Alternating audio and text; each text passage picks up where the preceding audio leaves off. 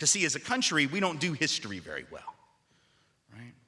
We're a very, amnesiac type of country. We are sort of like Snapchat Nation, right? And I mean that not just with regard to Snapchat. You know how Snapchat, you send a video and then your friend sees it and then like 10 seconds later, that is gone, right? It's just gone and it's never to be seen again. It just disappears. It's gone. Can't do anything with it.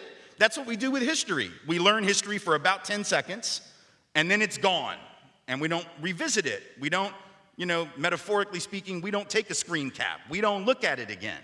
We just sort of put it away. And we act like it doesn't have anything to tell us anymore. But of course it does, right? And the problem is that we have a very, blinkered, inaccurate understanding of our history, and it gets us in trouble. But if you don't understand the past, you can't understand what's going on right now, not just in our politics, but in our country with regard to race. James Baldwin talked about this many years ago, half a century ago. James Baldwin, one of the finest, probably the finest writer ever to put pen to paper on the issue of race in this or any other country, said the following about America, our historical memory, and white folks in particular, and how we as white people remember history. Of course, Baldwin, as a black man, understood whiteness better than most white folks do, right? And this is what Baldwin said. He said, people who imagine that history flatters them, as it does indeed since they wrote it, are impaled on their history like a butterfly on a pin and become incapable of seeing or changing themselves or the world. This is where it appears to me, Baldwin continued, this is where it appears to me most white Americans find themselves impaled. They are dimly or vividly aware that the history they fed themselves is mainly a lie, but they do not know how to be released from it, and they suffer enormously from the resulting personal incoherence. Now, that was beautifully written prose, but breaking it down into just regular folk speak, I think what Baldwin was saying was that when you've had the luxury and the power to fabricate your history, it not only makes it impossible for other people to live within that system, it actually makes it impossible for you to understand what you're seeing. You get trapped in your own lies. And what he was saying was that white Americans had spent so much time creating this lovely history of our past, this nostalgic fiction of our country, that we couldn't understand the injustice in front of us and how it affected others and how ultimately it would affect us.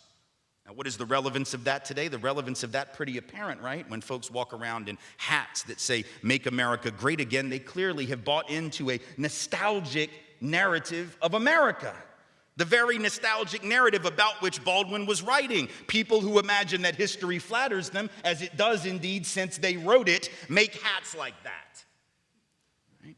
Because in order to have a hat that says, "Make America Great Again," in order to believe that as a political slogan, to use that in a political campaign and have it work, you've got to have millions of people who actually think America used to be something to brag about, and then apparently the wheels came off at some point in the last 8 years.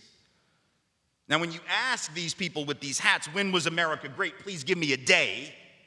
Give me a week, give me a year, give me a month. They never can answer the question because they know, well, they can, but they don't want to answer the question because they know that any answer they offer will make them sound like an asshole.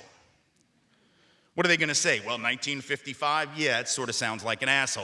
What are they going to say? 1923, yeah, kids were working in mines and factories at the age of 8, so you sort of sound like an asshole. You're going to say 1897? I don't think so. So the reality is that people wear these hats not because they actually are willing to engage a conversation. They use these slogans not because they are actually wanting to engage a conversation, but because they want to make a statement about their nostalgic belief in American greatness and how we have to get back to that.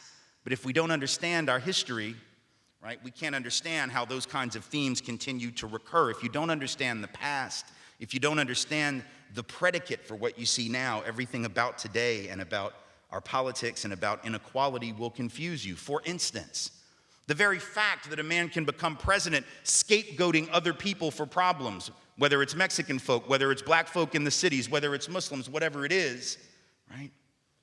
The fact that you can do that is a very long-standing tradition. It's probably the most long-standing, the oldest tradition in American politics, right? Blaming black and brown folks for problems they didn't create. In fact, if you had to sum up American history with one sentence, with regard to race and economics in particular, this would be the sentence. The whole history of this country is the history of rich white men telling not rich white people that their enemies are black and brown people.